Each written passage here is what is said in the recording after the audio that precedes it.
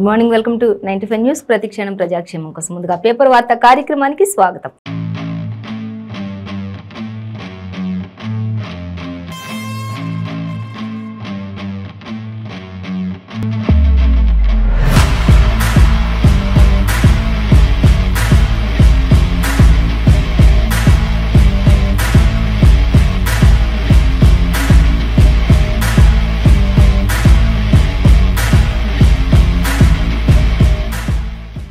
ఈ రోజు మన ముందు ఆంధ్రజ్యోతి, నమస్తే తెలంగాణ, వెలుగు దినపత్రికలోని ఏ దినపత్రికలో ఏ వార్తలు ఉన్నాయనేది మనం మొదటిగా చూసుకున్నట్లయితే ఫస్ట్ మనం వెలుగు దినపత్రిక చూసుకుందాం. వెలుగు దినపత్రిక చూసినట్లయితే మనకి వెలుగు దినపత్రికలో ఫస్ట్ అంటే మనకి ఇచ్చిన ప్రధాన హెడ్లైన్, మా అప్లికేషన్లను ఎందుకు తీసుకోరు అంటూ క్వశ్చన్ మార్క్ పెట్టారు. మరి దేనికి సంబంధించి ఏంటనేది కూడా మనం డీటెయిల్స్గా చూసుకుందాం. అలాగే ఇక V6 విషయానికి వచ్చినట్లయితే 90 లక్షలు మరో మైలురాయి, యూట్యూబ్లో మరో మైలురాయిని చేరుకున్న V6 న్యూస్ ఛానల్ అంటూ కూడా మనకి ఇక్కడ ఇవ్వడం జరుగుతుంది. సో దానికి సంబంధించి కూడా డీటెయిల్స్ చూద్దాం. అలాగే ఇక టమాటా ధర చూసుకున్నట్లయితే 200 పైమాటగానే కేజీ టమాటాలు ఉంది. ఇప్పుడు ప్రస్తుతం ఉన్నటువంటి ధరలో ఆకాశాన్ని అంటుతున్నటువంటి ధరలు, కూరగాయల రేట్లు అంటూ కూడా మనకి ఇక్కడ ఇచ్చారు. ఇక సబ్సిడీపై అమ్ముతున్నటువంటి పక్క రాష్ట్రాల అధికారులు కూడా అంటూ ఇచ్చారు. ఇంతగా జరుగుతున్నప్పుడు కూడా స్పందించని అధికారులు ఈ విషయంలో అంటూ కూడా మనకి ఇక్కడ ఇవ్వడం జరుగుతుంది. అలాగే ఇక ప్రధాని మోదీ చెప్తున్నారు, చేసిన అభివృద్ధిని ప్రజలకు చెబుదామంటూ కూడా రాబోయే 25 ఏళ్లను దృష్టిలో పెట్టుకొని పని చేయండి అంటూ కూడా ప్రధాని మోదీ అధికారులందరినీ ఉద్దేశించి చెప్తున్నారు. ఇప్పటి వరకు జరిగిన అభివృద్ధి గురించి, అలాగే జరగబోయే అభివృద్ధిని గురించి కూడా ప్రజలకు తెలియజేస్తే వారు ఎటు స్టెప్ తీసుకోవాలనేది నిర్ణయించుకుంటారంటూ ప్రధాని మోదీ కూడా దిశానిర్దేశం చేస్తున్నారు పార్టీ శ్రేణులకు అంటూ కూడా మనకి ఇక్కడ ఇవ్వడం జరుగుతుంది. సో మరొక వార్త మనం చూస్తే, నేడు హైదరాబాద్కు ప్రెసిడెంట్ ముర్ము రాక అంటూ ఇచ్చారు. అనేక చోట్ల మరి ట్రాఫిక్ ఆంక్షలు కూడా విధించినట్లుగా తెలుస్తుంది అంటూ కూడా మనకి ఇవ్వడం జరుగుతుంది. సో ఇంకా వాహనదారులందరూ కూడా ఇంకా వేరే రూట్స్ నుంచి వెళ్లాల్సి వస్తుంది అనేది కూడా తెలుస్తుంది.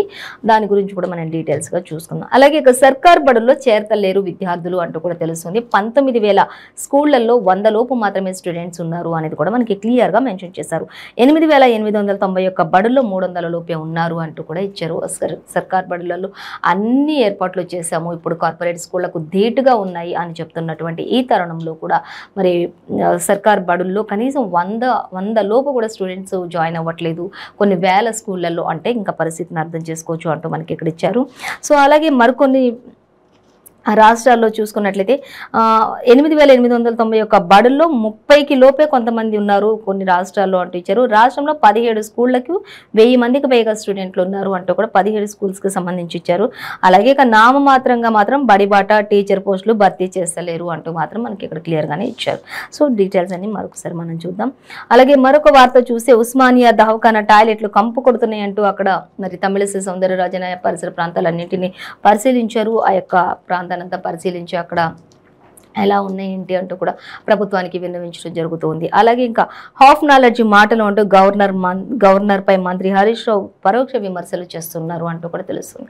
సో అవన్నీ కూడా డీటెయిల్స్ చూద్దాం. ఇంకా తమిళిసై వర్సెస్ మంత్రి హరీష్ రావు అంటూ మనకి ఇచ్చారు. అలాగే ఇంకా మరొక వార్త చూస్తే, కాళేశ్వరం అవినీతిపై చర్చకు సిద్ధమా అంటూ మంత్రి రేవంత్ రెడ్డి కూడా చెప్తూ ఉన్నారు. టీపీసీసీ అధ్యక్షులు మరి కాళేశ్వరం ప్రాజెక్టుపై మరి అవినీతి ఇంత జరుగుతుంది అని చెప్తున్నాం కదా, మరి మీరు దానికి సిద్ధంగా ఉన్నారా, ఆ చర్చ మొదలు పెడదామా అంటూ కూడా ఆయన చెప్పడం జరుగుతున్నట్లుగా మనకి ఇక్కడ ఇచ్చారు. సో అది కూడా ఒక క్వశ్చన్ మార్క్గా పెట్టారు. సో గమనిద్దాం దాన్ని కూడా.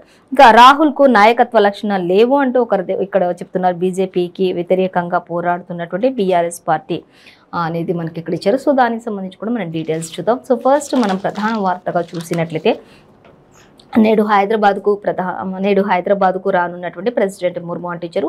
అల్లూరి సీతారామరాజు 125వ జయంతి ఉత్సవాలు ముగింపు సభలో ఆమె పాల్గొనబోతున్నారు అంటూ కూడా మనకి క్లియర్గానే మెన్షన్ చేశారు. సో దానికి సంబంధించి ఈ రోజు నేడు హైదరాబాద్కి రానున్నారు కాబట్టి అనేక చోట్ల ట్రాఫిక్ ఆంక్షలు కూడా ఇచ్చారు అంటూ తెలుస్తుంది.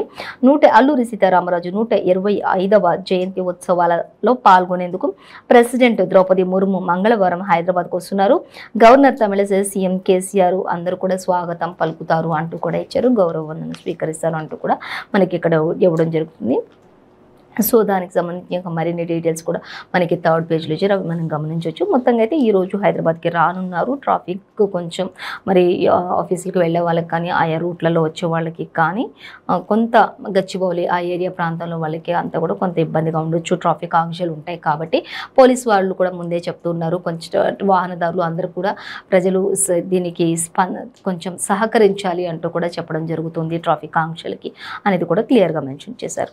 అలాగే ఇంకా మరొక వార్త మనం చూసినట్లయితే, యూట్యూబ్లో మరో మైలురాయిని చేరుకున్న V6 న్యూస్ ఛానల్ అంటూ మనకి ఇక్కడ ఇవ్వడం జరుగుతుంది. 90 లక్షలు అంటూ కూడా ఇచ్చారు. అలాగే మన రాష్ట్ర, మన భాష, మన బతుకు, మన వార్తలతో జనం ఆదరణ పొందినటువంటి V6 వెలుగు ఛానల్ మరో మైలురాయిని చేరుకుంది అంటూ యూట్యూబ్లో V6 వెలుగు న్యూస్ ఛానల్కి సంబంధించి ప్లాట్ఫామ్ 90 లక్షల మంది సబ్స్క్రైబర్లు ఉన్నట్లుగా తెలుస్తుంది. మార్కును అధిగమించి 90 లక్షల మంది మార్కును అధిగమించి మరో మైలురాయిని క్రియేట్ చేసుకుంది అంటూ మన తెలంగాణ జనం అంతులేని అభిమానంతో మరింత వేగంగా ఈ విధమైనటువంటి మరి ఆదరణనిచ్చినటువంటి కోటి సబ్స్క్రైబర్ల దిశగా సాగుతున్నటువంటి ఈ మైలురాయికి చాలా ప్రత్యేకతలు ఉన్నాయి అంటూ కూడా చెప్తున్నారు. ఎలాంటి స్పెషల్ క్యాంపెయిన్లు ప్రయోగించినటువంటి ప్రత్యేకతలు కూడా అన్నీ కూడా ఉన్నాయంటే ఇప్పటికే కోటి వరకు కూడా సబ్స్క్రైబర్లు ఉన్నందుకు అందరికీ కూడా ధన్యవాదాలు తెలియజేస్తూ మన తెలంగాణ, మన న్యూస్, మన ప్రజలు అంటూ కూడా మనకి ఇక్కడ V6 న్యూస్ ఛానల్ గురించి మరి ఆ కోటి సబ్స్క్రైబర్స్ అంటే 90 లక్షలు దాటినటువంటి సబ్స్క్రైబర్స్కి సంబంధించి మనకి ఇక్కడ V6 వెలుగు యూట్యూబ్ మరో మైలురాయిని చేరుకున్న సందర్భంగా మనతో చిట్చాట్ పంచుకోవడానికి అనేక విషయాలు షేర్ చేసుకోవడానికి మనకి ఇక్కడ చేస్తే మరిన్ని డీటెయిల్స్ అన్నీ కూడా మనకి సెకండ్ పేజ్లో ఇచ్చారు. మొత్తంగా అయితే V6 అనేది ఇంకొక మైలురాయి అంటే కోటి సబ్స్క్రైబర్స్కి దగ్గరగా ఉంది కాబట్టి ఇంకా ఇంతగా ఆదరించినటువంటి జనాలకు, అలాగే తెలంగాణ ప్రజలకు, అలాగే రాష్ట్ర ప్రజలకు అందరికీ కూడా సబ్స్క్రైబర్స్ అందరికీ కూడా కృతజ్ఞతలు తెలియజేస్తున్నటువంటి పరిస్థితి అయితే మనకి ఇక్కడ ఇవ్వడం జరుగుతుంది. అలాగే ఇక మరొక విషయానికి వచ్చినట్లయితే మా అప్లికేషన్లను ఎందుకు తీసుకోరు అంటూ క్వశ్చన్ మార్క్ పెట్టారు. గృహలక్ష్మి స్కీమ్ కింద ఇళ్ల కోసం అప్లై చేసుకున్నటువంటి ఆసిఫాబాద్ జిల్లా ప్రజల కలెక్టరేట్లో సోమవారం మరి వాళ్ళు అక్కడ నిర్వహించినటువంటి ఆ కార్యక్రమంలో పాల్గొని వాళ్ళు అప్లై చేసుకున్నప్పుడు కొంతమందివి అప్లికేషన్స్ స్వీకరించట్లేదు అంటించారు. కలెక్టరేట్ను వాళ్ళు ముట్టడించారు. ఎందుకు మావి తీసుకోరు, మా అప్లికేషన్లు ఎందుకు గ్రీవెన్స్గా తీసుకోరు అంటూ కూడా అధికారులను కలెక్టర్లను నిలదీసి ఛాంబర్ ఎదుట అందరూ కూడా బైఠాయించిన పరిస్థితి కనిపిస్తుంది. సో మరి వాళ్ళకి ఏం సమాధానం చెప్పారు ఏంటి అనేది మాత్రం డీటెయిల్స్గా మనకి 4th పేజీలో ఇచ్చారు. మొత్తంగా అయితే కొంతమంది అప్లికేషన్స్ని తీసుకోలేదు కాబట్టి కలెక్టర్ ఛాంబర్ని ముట్టడించారు ఆసిఫాబాద్ జిల్లాలో అక్కడ ఉన్నటువంటి ప్రజలు అనేది మనకి క్లియర్గా మెన్షన్ చేశారు. సో అలాగే మరొక వార్త వచ్చేసి ఇక టమాటాలు, కూరగాయల విషయానికి వచ్చినట్టయితే టమాటాలు ఇప్పుడు ప్రస్తుతం ఉన్నటువంటి ఈ సీజన్లో ఇప్పుడు ప్రతి రోజుకి కూడా టమాటాలు 100 రూపాయల నుంచి 50 రూపాయల నుంచి 100 రూపాయల నుంచి 120, అక్కడి నుంచి 180కి మరి ఈ రోజు చూసినట్లయితే ఏకంగా 200కి కేజీ టమాటాలు వరకు వచ్చింది. సో టమాటా అంటే ఇంకా ఆకాశాన్ని అంటుతుంది అనేటటువంటి పరిస్థితి నెలకొంటుంది. సబ్సిడీపై కూడా సర్కారు మాత్రం ఇంత జరుగుతున్నప్పటికీ సర్కార్ అయితే సైలెంట్గానే ఉంది. కానీ సబ్సిడీపై 200కు పక్క రాష్ట్రాలు అమ్ముతున్నప్పటికీ కూడా సైలెంట్గానే ఉంది రాష్ట్రం అంటూ కూడా మనకి ఇక్కడ ఇచ్చారు. ఇంకా ఏపీలో చూసుకుంటే మాత్రం 50 రూపాయలు, తమిళనాడులో చూసుకుంటే 60 రూపాయలు. మన రాష్ట్రంలో మాత్రం ఎలాంటి చర్యలు లేకుండా ధరలపై రివ్యూ చేయని సీఎం కేసీఆర్ అని కూడా అంటున్నారు. మన రాష్ట్రంలోని ఎంతటి దారుణమైన పరిస్థితి నెలకొంటుంది. అటు ఏపీ కావచ్చు, తమిళనాడు కావచ్చు, మహారాష్ట్ర కావచ్చు, అన్నింటిలో కూడా మరి యథావిధిగా కొన్ని మరి సందర్భాల్లో అధికారులు స్పందిస్తున్నారు. కానీ ఇక్కడ మాత్రం ఎటువంటి స్పందన లేకుండా విపరీతమైన రేట్లు జరుగుతున్నప్పటికీ, విపరీతమైన రేట్లు అమ్ముతున్నప్పటికీ కూడా, సబ్సిడీలో అమ్ముతున్నప్పటికీ కూడా కనీసం ఇక్కడ మాత్రం సర్కార్ సైలెంట్గానే ఉంది తప్పితే ఏ విషయం కూడా పట్టించుకోవట్లేదు. ఎందుకు ఈ విధమైనటువంటి పరిస్థితి అంటూ మనకి ఇక్కడ ఇచ్చారు. మరిన్ని డీటెయిల్స్ మనకి దీనికి సంబంధించి 5th పేజీలో ఇచ్చారు, చూడొచ్చు. సో అలాగే సర్కార్ బడుల్లో చేరతలేరు విద్యార్థులు అనేది మనకి ఇక్కడ ఇచ్చారు.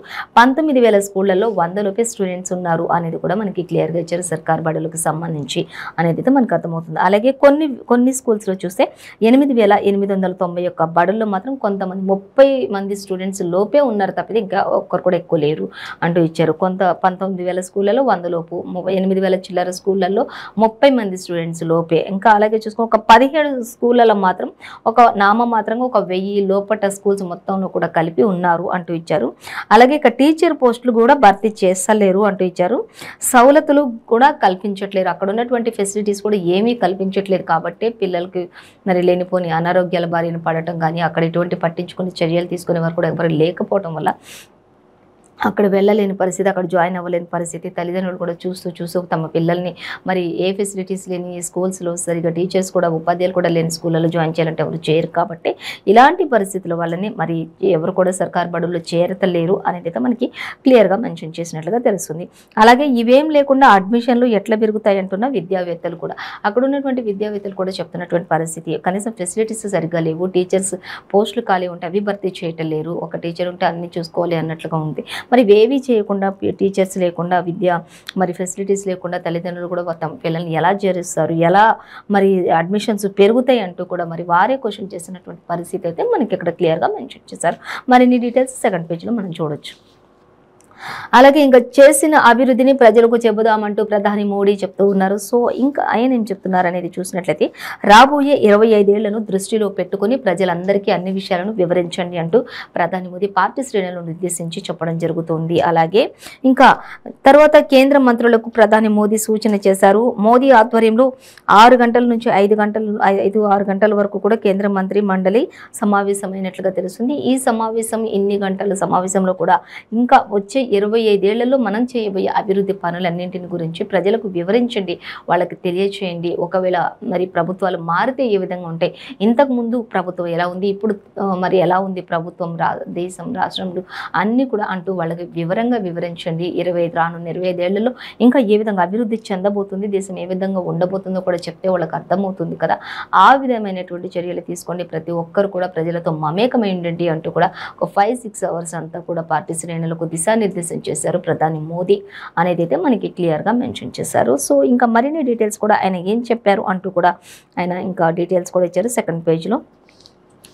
అలాగే ఇక మరొక వార్త చూస్తే ఉస్మానియా దవాఖానా టాయిలెట్లు కంపు కొడుతున్నాయి అంటూ తమిళిసై సౌందరరాజన్ చెప్తున్నారు. మరి ఇక్కడ మంత్రి హరీష్ రావు చూసినట్లయితే హాఫ్ నాలెడ్జ్ మాటలు మాట్లాడుతున్నారు అంటూ ఇక్కడ తమిళిసై వర్సెస్ మంత్రి హరీష్ రావు ఇద్దరి మధ్యలో కూడా ఈ సంభాషణ ఇది. సో చూసినట్లయితే ఇంకా వార్డుల్లో నిలబడేందుకు కూడా జాగలేదు అంటూ తమిళిసై చెప్తున్నారు. ఫ్యాన్లు తిరగతలేవు అంటూ కూడా గవర్నర్ మాట్లాడుతూ ఉన్నారు. కానీ గవర్నర్పై మంత్రి హరీష్ రావు పరోక్ష విమర్శలు చేశారు. ఇంటెన్షన్ తోటి మాట్లాడేటోళ్లను దేవుడే చూసుకుంటాడు అంటూ కూడా మాట్లాడుతున్నారు ఇటు హరీష్ రావు. సో అక్కడ టాయిలెట్స్ కానీ నిలబడటానికి కానీ అక్కడ ప్లేస్ లేదు, టాయిలెట్స్ కంపు కొడుతున్నాయి, ఫ్యాన్స్ సరిగా ఉన్నాయి కానీ ఆ ఫ్యాన్స్ కూడా సరిగా తిరగట్లేదు, కొన్ని చోట్ల ఫ్యాన్సే లేవు అంటూ కూడా చెప్తూ ఉన్నారు తమిళిసై. అలాగే ఒక బెడ్ మీద 2-3 పేషెంట్లను ఉంచుతున్నారు అంటూ కూడా చెప్తున్నారు. లీడర్లేమో ప్రైవేటుకు పోతారు, మరి ప్రభుత్వ దవాఖానాలు నమ్ముకున్న పేదల పరిస్థితి ఏంటి అంటూ కూడా తమిళిసై క్వశ్చన్ చేస్తున్నారు. మరి లీడర్స్ వాళ్ళ పిల్లలు వాళ్ళ బంధువులు వాళ్ళందరికీ ఏదైతే ప్రైవేట్లకు పోతారు, వాళ్ళతోటి పైసలు ఉంటాయి కాబట్టి పోతారు. మరి బీదవాళ్ళు ప్రభుత్వాన్ని నమ్ముకుని ఓట్లేసి గెలిపించి మరి ప్రభుత్వాన్ని నమ్ముకున్న బీదవాళ్ళు ఎట్లా పోతారు, ఒక్క బెడ్కి 2-3 వేస్తున్నారు, మరి ఇది ఎక్కడి దుస్థితి, ఇది ఎక్కడి పరిస్థితి అంటూ కూడా తమిళిసై క్వశ్చన్ చేస్తూ ఉన్నారు. కానీ ఇలాంటి వాళ్ళనే దేవుడే చూసుకుంటాడు కావాల్సి చెప్తున్నటువంటి మాటలు అంటూ కూడా మంత్రి హరీష్ రావు చెప్తున్నటువంటి పరిస్థితి. అలాగే ఇంకా చూసినట్లయితే కొత్త బిల్డింగ్ కట్టాలి అంటూ కూడా సర్కార్కు సూచన చేస్తున్నారు. ఉస్మానియా ఆసుపత్రిని పరిశీలించిన తమిళిసై అయితే ఈ విధమైనటువంటి పరిస్థితులు ఉన్న నేపథ్యంలోనే మరో కొత్త బిల్డింగ్ని కట్టండి బీదవాళ్లకు ప్రజలకు అంటూ కూడా ఆవిడ చెప్పడం జరుగుతుంది. కానీ ఈ విషయంలో మాత్రం మరి సర్కార్ మాత్రం కొంత అసహనం వ్యక్తం చేస్తున్నటువంటి పరిస్థితి కనిపిస్తుంది. ఇంకా ఇటు చూసుకున్నట్లయితే మంత్రి హరీష్ రావు చెప్తూ ఉన్నారు, కళ్ళుండి ఇట్లాంటి మాటలు మాట్లాడేటోళ్ళని దేవుడే చూసుకుంటాడు, కళ్ళుండి చూడలేకపోతున్నారు ఇలాంటి వాళ్ళు, చెవులుండి వినలేకపోతున్నారు అంటూ చెప్తున్నారు. ఉస్మానియా దవాఖానా పాత బిల్డింగ్ కొలిచి కొత్తది కడతామని కూడా ఆయన ప్రకటన చేశారు అంటూ అని చెప్తున్నారు. కానీ వీళ్ళు ప్రకటనలకే ఉన్నారు కానీ త్వరగా కట్టండి అంటూ తమిళిసై చెప్తూ ఉన్నారు. సో ఇద్దరి మధ్యలో మాత్రం ఇది సంభాషణ అంటూ ఇచ్చారు. మరిన్ని డీటెయిల్స్ కూడా మనకి సెకండ్ పేజ్లో ఇచ్చారు. చూడచ్చు మొత్తంగా అయితే హాస్పిటల్ ఫెసిలిటీస్ బాగాలేవు కాబట్టి ఇంకో హాస్పిటల్ కట్టండి, త్వరగా కట్టండి అంటూ చెప్తున్నారు. వీళ్ళు మాత్రం ప్రకటన మాత్రం చేశారు, ఎప్పుడు కడతారనేది తెలియదు కాబట్టి త్వరగా కట్టండి అనేది మాత్రం గవర్నర్ తమిళిసై చెప్పడం జరుగుతుంది. అలాగే సో మరొక వార్త మనం చూసినట్లయితే ఇక కాళేశ్వరం అవినీతిపై చర్చకు సిద్ధమా అంటూ టీపీసీసీ అధ్యక్షులు మంత్రి రేవంత్ రెడ్డి అడుగుతూ ఉన్నారు, క్వశ్చన్ చేస్తూ సవాల్ విసురుతున్నారు. మరి కాళేశ్వరం అవినీతిపై చర్చకు మీరు సిద్ధమా, నేను సిద్ధంగా ఉన్నాను అంటూ చెప్తూ ఉన్నారు. సో మా పార్టీ నుంచి 2 వస్తారు, దమ్ముంటే కేసీఆర్ హరీష్ రావు 2 రావాలి మీరు కాళేశ్వరం ప్రాజెక్టుకి సంబంధించి చర్చించడానికి అంటూ కూడా ఆయన చెప్తూ ఉన్నటువంటి పరిస్థితి. రాహుల్ను విమర్శించే అర్హత మీకు లేదు, బీఆర్ఎస్ నేతలకు లేదు అంటూ రేవంత్ రెడ్డి మరి చెప్తున్నటువంటి పరిస్థితి. రాహుల్ని ఎద్దేవి చేసి మాట్లాడడానికి, రాహుల్ని విమర్శించే అర్హత అసలు మీకు ఎక్కడుంది అంటూ కూడా వాళ్ళు క్వశ్చన్ చేస్తున్నటువంటి పరిస్థితి అయితే కొనసాగుతూ ఉంది. అలాగే సో మరొక వార్త చూద్దాం. చూసినట్లయితే రాహుల్కు నాయకత్వపు లక్షణాలు లేవు అంటూ మరొక దగ్గర మనకి ఇవ్వడం జరుగుతుంది. సో దానికి సంబంధించి కూడా చూద్దాం. బీజేపీకి వ్యతిరేకంగా పోరాడుతున్నటువంటి బీఆర్ఎస్ పార్టీనే అంటూ కూడా కేకే మాట్లాడుతున్నారు. రాహుల్కు నాయకత్వపు లక్షణాలు లేవు అంటూ బీజేపీకి వ్యతిరేకంగా పోరాడుతుంది బీఆర్ఎస్ అంటూ కూడా చెప్తున్నారు. బీఆర్ఎస్ బీజేపీకి వ్యతిరేకంగా ఎవరు కూడా పోరాడలేరు, ఎవరు కూడా చేయలేరు అనేది అయితే తెలుస్తుంది. కానీ ఖచ్చితంగా కేకే చెప్తూ ఉన్నారు, ఒక్క బీజేపీని ఢీ కొట్టాలి అనుకునేది మాత్రం ఒక బీఆర్ఎస్ మాత్రమే అంటూ కూడా ఇచ్చారు. సో మరిన్ని డీటెయిల్స్ కూడా మనకి థర్డ్ పేజ్లో ఇచ్చారు. అలాగే ఇక రాహుల్ను పప్పు అనడంలో తప్పేమీ లేదు అంటూ మంత్రి ప్రశాంత్ రెడ్డి అంటున్నారు. తెలంగాణ బరాబర్ కేసీఆర్ జాగీరి అంటూ మంత్రి జగదీష్ రెడ్డి కూడా చెప్తున్నారు. మరి తెలంగాణ రాజులాగా బిహేవ్ చేస్తున్నాడు, తెలంగాణ ఆయన జాగీరిలా ఉంటున్నాడు అని అంటున్నప్పుడు, ప్రతిపక్షాలు అంటున్నప్పుడు అవును మంత్రి జగదీష్ రెడ్డి చెప్తున్నారు బరాబర్ ఆయన రాజే, బరాబర్ ఆయన జాగీరి, కేసీఆర్ జాగీరేది అంటూ కూడా వాళ్ళు కూడా చెప్పడం జరుగుతుంది. సో ఇవన్నీ కూడా మాటల యుద్ధాల్లో మరియు పరస్పరం మాటలు ఎలా ఉన్నాయనేది ఇంకా థర్డ్ పేజ్లో కూడా మనం గమనించవచ్చు. సో అలాగే మరొక వార్తాపత్రిక మనం చూసినట్లయితే ఇంకా ఆంధ్రజ్యోతి దినపత్రిక చూద్దాం. ఆంధ్రజ్యోతి చూసినట్లయితే మనకి ఆంధ్రజ్యోతిలో ఫస్ట్ మనకి ప్రధానంగా అంటే కమలం కకావికలం అంటూ మనకి ప్రధాన వార్త అయితే మనకి ఇచ్చారు. ఆ తర్వాత హైదరాబాద్లో ప్లాట్ల ధరల నేల చూపు అంటూ కూడా మనకు ఒకటి అంటే మెయిన్గా ఇచ్చారు. అలాగే ఇక తమిళసైకి స్థాన చలనం అంటూ క్వశ్చన్ మార్క్ పెట్టారు. ప్రధాని మోదీ ప్రసంగిస్తున్నటువంటి ఢిల్లీలో ఆయన ప్రగతి మైదాన్లో ఆయన కన్వెన్షన్ హాల్లో నిర్మించినటువంటి అక్కడ మాట్లాడుతున్నటువంటి ఆ పరిస్థితిని బట్టి అక్కడ తమిళసైకి స్థాన చలనం అంటూ క్వశ్చన్ మార్క్ పెట్టారు. సో దానికి సంబంధించి కూడా డీటెయిల్స్ చూద్దాం. అలాగే ఇక్కడ కమలం కకావికలం అంటూ ఇచ్చారు. రాష్ట్ర పార్టీలో గ్రూపులు కుమ్ములాటలు, నెల రోజుల్లోనే పరిస్థితి అంతా కూడా తారుమారు అవ్వడం, ఈ విధమైనటువంటి పరిస్థితులు జరుగుతుంది. ఇంకా అలాగే దుబ్బాకలో నన్ను చూసే గెలిపించారు అంటూ కూడా చెప్తుంది. దుబ్బాకలో గెలుపంటే నన్ను చూసే గెలిపించారంటూ ఆయన చెప్తున్నటువంటి పరిస్థితి కనిపిస్తుంది. సో ఇక్కడ మనకి ఎవరు చెప్తున్నారు ఏంటనేది కూడా అధిష్టానంపై రఘునందన్ చెప్తూ ఉన్నారు. మరి దుబ్బాకలో గెలిచింది అంటే మాత్రం నన్ను చూసి మాత్రమే ఓట్లేశారంటూ కూడా ఆయన చెప్పడం జరుగుతుంది. సో అలాగే ఇక ఫస్ట్ మనం డీటెయిల్స్ చూసే ముందు ఇంకా ఈరోజు మరి అల్లూరి 125వ జయంతి ముగింపు వేడుకలకు నేడే అంటూ ఇచ్చారు. ఆ వేడుకలకు ముఖ్య అతిథిగా మరి ద్రౌపది ముర్ము ప్రెసిడెంట్ రాబోతున్నారు అంటూ కూడా రాష్ట్రపతి గచ్చిబౌలి వరకు ముఖ్య అతిథిగా రాష్ట్రపతికి గౌరవ వందనంతో వస్తారు అంటూ కూడా చెప్తున్నారు. ఇంకా తమిళసై అలాగే సీఎం కేసీఆర్ అందరూ కూడా సాదరంగా స్వాగతిస్తారు అంటూ కూడా చెప్తూ ఉన్నారు. సో డీటెయిల్స్ చూద్దాం. హైదరాబాద్లో ప్లాట్ల ధరలకు నేల చూపులు చూస్తున్నాయి అనే దానికి సంబంధించి మనం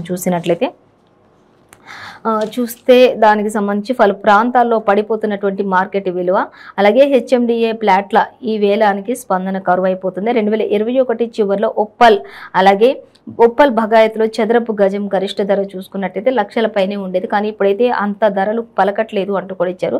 53,500 మాత్రమే, 1 లక్ష నుంచి సగానికి సగం ధరలు పడిపోతున్నటువంటి పరిస్థితి కనిపిస్తుంది ఇప్పుడు మరి ప్లాట్ల ధర అంటూ కూడా మనకి ఇవ్వడం జరుగుతుంది. ఇంకా చదరపు గజం సగటు ధర చూసుకుంటే 38,000 స్థాయికి కూడా దిగజారినటువంటి పరిస్థితులు కూడా కనిపిస్తున్నాయి అంటూ కూడా మనకి ఇక్కడ ఇవ్వడం జరుగుతుంది. అలాగే బాచుపల్లి మేడిపల్లిలో కూడా ఆశించిన స్థాయిలో మాత్రం పలకని ధరలు అంటూ కూడా ఇచ్చారు. చాలా వరకు ధరలు సగానికి సగం కూడా తగ్గిపోయాయి అనేది అయితే మనకి ఇక్కడ ఇచ్చారు. అలాగే ప్రైవేట్ లేఅవుట్లలో కూడా క్రయ విక్రయాల తగ్గుముఖం పట్టింది. ఇప్పటికే 111 రద్దు ప్రభావం ఎక్కువగా కనిపిస్తుంది. ఎన్నికలు సమీపిస్తుంటే ఈ కొనుగోళ్లలో మందగమనం ఉంటుందంటున్నటువంటి రియాలిటీ నిపుణులు అంటూ కూడా ఇచ్చారు. ఇప్పుడు రియల్ ఎస్టేట్ వ్యాపారులు కానీ అందరూ కూడా చెప్తున్నారు 111 రద్దు చేసిన నేపథ్యంలోనే ఈ యొక్క నేల చూపులు చూసినటువంటి ఈ ధరల తగ్గింపు అంటూ కూడా మనకి ఇచ్చారు. ప్లాట్ల ధరలు ఒకప్పుడు లక్షల్లో ఉండేది, కానీ ఇప్పుడు మాత్రం లక్షలకి సగానికి సగంగా 50,000 ఆపై మాట ఇంకా తగ్గించి 30,000, 38,000, 35,000 లోపు కూడా వస్తుంది అనేది కూడా రియల్టర్లు కూడా చెప్తున్నారు.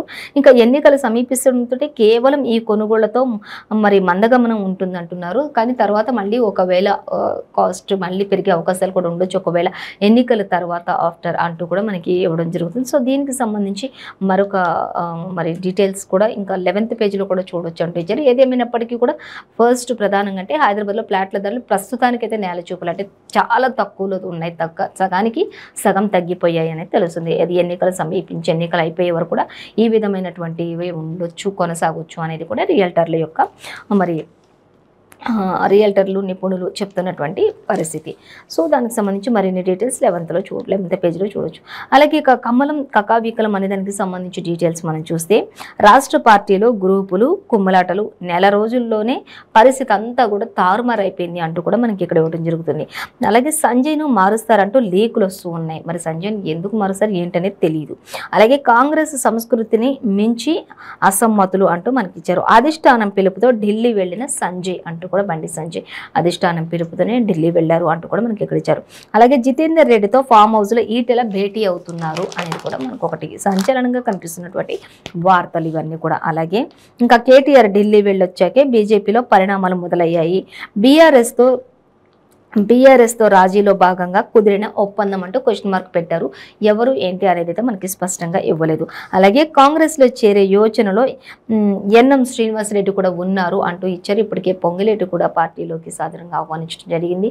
ఆయన కూడా పార్టీలో చేరికలు జరిగాయి. సో ఇప్పుడు నెక్స్ట్ మరి ఎన్ఎం శ్రీనివాసరెడ్డి కూడా కాంగ్రెస్లో చేరే ఆలోచనలోనే ఉన్నారు. ఖచ్చితంగా వెళ్ళొచ్చు ఒకవేళ అనే చర్చ అయితే కొనసాగుతున్నట్లుగా మనకి ఇక్కడ ఇచ్చారు. సో దీనికి సంబంధించిన డీటెయిల్స్ కూడా మనకి ఇంకా 11th పేజీలో చూడొచ్చు. మొత్తంగా అయితే ఇంకా కమలం అంతా కూడా ఇప్పుడు ప్రస్తుతానికి తారుమారు అవుతున్నటువంటి పరిస్థితి అయితే కొంత కనిపిస్తుంది. కానీ ప్రధాని మోదీ మాత్రం పార్టీ శ్రేణులతో 25 సంవత్సరాల వరకు ఇంకా ముందున్న 25 ఏళ్లలో జరగబోయే అభివృద్ధిని కూడా వివరించండి, అప్పుడు మరి అందరూ కూడా ఆదరిస్తారు అన్నట్లుగా పార్టీ శ్రేణులను నిర్దేశించి ఆయన ఒక 5-6 అవర్స్ కూడా భేటీ అయ్యి పార్టీ శ్రేణులందరికీ కూడా దిశానిర్దేశాలు చేస్తున్నారు ప్రధాని మోదీ.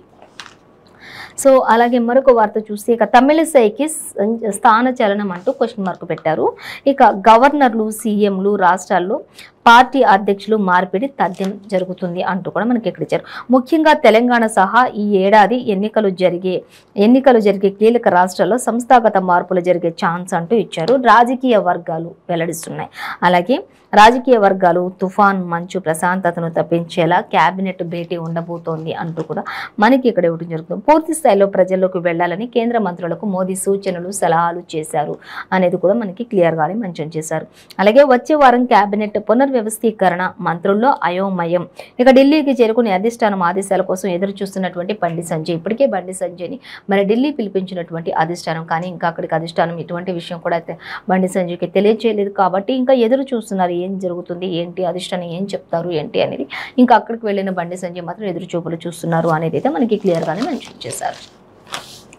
సో అలాగే మరొక వార్త చూస్తే అల్లూరి సీతారామరాజు 125వ జయంతి ముగింపు వేడుకలు నేడే కాబట్టి రాష్ట్రపతి ద్రౌపది ముర్ముకు గచ్చిబౌలి సభకు ముఖ్య అతిథిగా రాబోతున్నారు అంటూ ఇచ్చారు. అలాగే మన్యం వీరుడికి ఘన నివాళులు అర్పిస్తున్నటువంటి ముర్ము అంటూ ఇచ్చారు. అనేక చోట్ల ట్రాఫిక్ ఆంక్షలు కూడా ఉంటాయి, ప్రజలు సహకరించాలంటూ పోలీసు వారు కూడా మరి చెప్పడం జరుగుతుంది. అలాగే మరొక వార్త మనం చూసినట్లయితే ప్రతిపక్ష కూటమిలో కోవర్టు లా అంటూ క్వశ్చన్ మార్క్ పెట్టారు. సో దేనికి అనేది చూసినట్లయితే బీజేపీ వ్యతిరేక కూటమిలో ఉంటూనే ఆ పార్టీకి అనుకూల నిర్ణయాలు అంటూ కూడా చేస్తున్నారు. ఇక పాట్నా సమావేశంలో పాల్గొన్న అఖిలేష్ యాదవ్ అలాగే తాజాగా హైదరాబాద్ లో కేసీఆర్ తో భేటీ అయ్యారు అనేది కూడా మనకి క్లియర్ గా ఆంధ్రజ్యోతిలో మెన్షన్ చేశారు. అలాగే ఇంకా చూస్తే కూటమిలో బీఆర్ఎస్ కు చోటు లేదని కూడా రాహుల్ ప్రకటించిన మరుసటి రోజే ఈ విధంగా జాయిన్ అవడం జరుగుతుంది. ఈ వైరుధ్యం వెనుక ఉన్నటువంటి మతలం ఏంటి అంటూ కూడా ఒక క్వశ్చన్ మార్క్ అయితే వస్తుంది ప్రతిదానికి కూడా అంటూ ఇచ్చారు మనకి. ఇంకా అలాగే బీజేపీపై విమర్శలు తగ్గించిన కేసీఆర్, ఒకప్పుడు బీజేపీ అంటే ఎంత ఘోరమైన విమర్శలు చేసే కేసీఆర్ కూడా ఇప్పుడు ఆ విమర్శలు కాస్త తగ్గించేశారు అంటూ కూడా మనకి ఇక్కడ ఇవ్వడం జరుగుతుంది. అలాగే మంత్రి కేటీఆర్ కూడా ఢిల్లీ వెళ్ళటం, వీళ్ళతో భేటీ అవటం జరుగుతుంది. కాబట్టి అమిత్ షాని కలవటం ఇలా అవన్నీ కూడా జరుగుతూ ఉన్నాయి. కానీ అనివార్య కారణాల వల్ల ఆ భేటీలు క్యాన్సిల్ అవడం కూడా జరిగింది. సో అలాగే కేసీఆర్ కూడా ఇప్పుడు బీజేపీని విమర్శించడం చాలా వరకు తగ్గించారు అనే వార్తలు కూడా మనకి సంచలనంగా ఇస్తూ ఉన్నారు. అలాగే ఇక లిక్కర్ కుంభకోణం కేసు ఊసి కూడా ఎత్తనటువంటి బీజేపీ ఇప్పుడు మరి లిక్కర్ స్కామ్ మరి ఎమ్మెల్సీ కవిత మరి అరెస్ట్ నేపథ్యంలో కూడా ఇంతవరకు అరెస్ట్ అవుతారు అది ఇది అని చెప్పేసి కొంత సంచలనమైనప్పటికీ కూడా ఇప్పుడైతే అసలు ఆ కేసుకు సంబంధించిన ఊసి కూడా ఎత్తట్లేదు బీజేపీ అంటూ కూడా మనకి ఇక్కడ ఇచ్చారు. ఇంకా అలాగే బీజేపీపై విమర్శలు కూడా కేసీఆర్ వాళ్ళు తగ్గించారు అంటూ కూడా ఇచ్చారు. సో దీని వెనక ఉన్న అసలు మతలబ్ ఏంటి అనేది అయితే మనకి డీటెయిల్స్గా చెప్పలేదు, కానీ 9th పేజీలో దీనికి సంబంధించిన డీటెయిల్స్ అన్నీ ఉన్నాయి, మనం చూడొచ్చు. అలాగే మరొక వార్త చూద్దాం. ఇంకా చూసినట్లయితే అజిత్కు నా మద్దతు లేదు అంటూ బుర్ర తక్కువ వాళ్లే అలా మాట్లాడతారు అంటూ ఎన్సీపీ కార్యకర్తల్లో విశ్వాసాన్ని పెంపొందిస్తా అంటూ మనకి ఇక్కడ ఒక వార్త అయితే ఇచ్చారు. సో చూద్దాం దానికి సంబంధించి. పార్టీ బలోపేతానికి రాష్ట్రంలో పర్యటిస్తా అంటూ మహారాష్ట్రను దేశాన్ని మతపరంగా విభజించేందుకు కొన్ని శక్తులు కుట్రలు చేస్తూ ఉన్నాయి అంటూ కూడా చెప్తున్నారు. ఎన్సీపీ విచ్ఛిన్నానికి బీజేపీ యత్నం చేస్తోంది అంటూ కూడా చెప్తూ ఉన్నారు. అలాగే దురదృష్టవశాత్తు కొండూరు నేతలు ఉచ్చులో పడ్డారు అంటూ ఇచ్చారు. పార్టీ శ్రేణులతో శరద్, అలాగే ప్రఫుల్, అలాగే సునీల్ ఇంకా ఇతరత్ర నేతలందరూ కూడా 9 మంది వరకు కూడా ఎమ్మెల్యేలపై వేటును స్పీకర్కు ఎన్సీపీ విజ్ఞప్తి చేశారు. ఎన్సీపీ వర్సెస్ ఎన్సీపీ పోరాటానికి మార్కులు అంటూ కూడా ఇచ్చారు. మనకి ఇక్కడికి మొత్తంగా అయితే ఎన్సీపీకి బీజేపీకి మద్దతు లేదు అంటూ కూడా, అజిత్కు నా మద్దతు లేదు అంటూ కూడా ఇక్కడ బుర్ర తక్కువ వాళ్ళు అలా మాట్లాడుతున్నారు అంటూ కూడా ఎన్సీపీ కార్యకర్తల విశ్వాసాన్ని పెంపొందిస్తాను అంటూ కూడా మాట్లాడుతున్నటువంటి పరిస్థితి ఇక్కడ మనకు కనిపిస్తుంది. అలాగే ఈ పరిణామాలన్నీ ప్రతిపక్షాల ఐక్యతపై ప్రభావం చూపడానికి మాత్రమే చూపే విధంగా ఉంటాయి, కానీ అవి ఏమీ చూపవు కూడా అంటూ కూడా ఇక్కడ చెప్తున్నారు. విభిన్న అభిప్రాయాలు ఉన్నటువంటి అజిత్ ఎప్పటికీ నా సోదరుడే అంటూ కూడా చెప్తున్నారు. పార్టీని పునరుద్ధరించేందుకు మేము పోరాడతామంటూ కూడా సుప్రియ సూలే చెప్తున్నటువంటి పరిస్థితి. ఇంకా పార్టీ కోసం ఎవరైనా ఏమైనా చేస్తాం, కానీ ఎట్టి పరిస్థితుల్లో కూడా పార్టీని విడదీసే పరిస్థితి లేదు అంటే ఎన్సీపీ కార్యకర్తల విశ్వాసాన్ని ఇంకా ముందుకు పెంచుతాము అంటూ కూడా చెప్తున్నటువంటి పరిస్థితి మనకి ఇక్కడ కనిపిస్తుంది. సో అలాగే మరొక వార్త చూద్దాం. ఇంకా చూసినట్లయితే మనకి ఇంతకుముందు ఆల్రెడీ మనం వెలుగు దినపత్రికలో చూసుకుందాం. ఉస్మానియా హాస్పిటల్ అంతా కూడా, అక్కడ పరిసర ప్రాంతాలంతా కూడా తమిళిసై సౌందరరాజన్ గవర్నర్ పరిశీలించారు. అక్కడ టాయిలెట్స్ని, బెడ్స్ని, అంతా అక్కడ ఉన్నటువంటి పేషెంట్స్ని అన్నింటినీ. సో దానికి సంబంధించి మనకి ఇక్కడ యాజ్టీస్గా ఆంధ్రజ్యోతిలో కూడా ఇచ్చారు. అయితే అక్కడ పేషెంట్స్ తోటి ముచ్చటిస్తున్నటువంటి గవర్నర్ అంటూ మనకి ఇక్కడ ఇచ్చారు. ఉస్మానియా ఆసుపత్రిలో రోగులను పరామర్శిస్తున్న గవర్నర్ తమిళిసై అంటూ మనకి ఇవ్వడం జరుగుతుంది. ఉస్మానియా ఆహ్వానంగా ఉంది అంటూ కూడా హెడ్లైన్ పెట్టారు. సో అలాగే చూసినట్లయితే 3 భవనాల్లో ఉండాల్సినటువంటి పేషెంట్లు ఒకే భవనంలో ఉన్నారు, కాబట్టి త్వరగా కొత్త భవనాన్ని ప్రారంభించండి, కట్టండి అంటూ కూడా తమిళిసై చెప్పడం జరుగుతూ ఉంది అనేది మనకి ఇక్కడ ఇచ్చారు. ఇక కాకపోతే కళ్ళుండి చూడలేని కబోదిలా చేస్తున్నారు తమిళిసై అంటూ ఇటు మంత్రి హరీష్ రావు కూడా ఎద్దేవా చేస్తూ మాట్లాడుతున్నటువంటి పరిస్థితి. అయితే ఇంకా చూసినట్లయితే ఒకే బెడ్పై 3కి చికిత్స, తీవ్ర జ్వరంతో రోగులు, తీవ్ర ఇబ్బందులతో రోగులు ఉన్నారు అంటూ కూడా మనకి ఇక్కడ చెప్పడం జరుగుతుంది. 7.5 ఎకరాల్లో అద్భుతమైన ఆసుపత్రి భవనం కట్టొచ్చు అంటూ కూడా ఆమె చెప్పడం జరుగుతుంది. ఇంకా అలాగే రోగుల సమస్యలను తెలుసుకోవడంలో నా బాధ్యత అంటూ కూడా చెప్తున్నారు. రోగుల సమస్యలను తెలుసుకోవడం కూడా నా బాధ్యత అంటూ ఇచ్చారు గవర్నర్ తమిళిసై. సో వ్యక్తిగతంగా కూడా గవర్నర్ తమిళిసై ఎంబీబీఎస్ డాక్టర్ కాబట్టి, గైనకాలజిస్ట్ కాబట్టి అక్కడ ఉన్నటువంటి ప్రతి ఒక్క పేషెంట్ని కూడా పరామర్శిస్తూ మాట్లాడుతూ వారి యొక్క ఆరోగ్య పరిస్థితి, స్థితిగతులు అన్నింటినీ కూడా తెలుసుకుంటూ ఉన్నటువంటి పరిస్థితిని ఇక్కడ మనకి ఇచ్చారు. సో ఇంకా చూసినట్లయితే మరిన్ని డీటెయిల్స్ కూడా మనకి 12th పేజీలో ఇచ్చారు. సో ఇదండి ఇవాళ పేపర్ వార్త కార్యక్రమం విశేషాలు. మరో పేపర్ వార్త కార్యక్రమంతో మళ్ళీ రేపు కలుసుకుందాం. అంతవరకు చూస్తూనే ఉండండి 95 న్యూస్.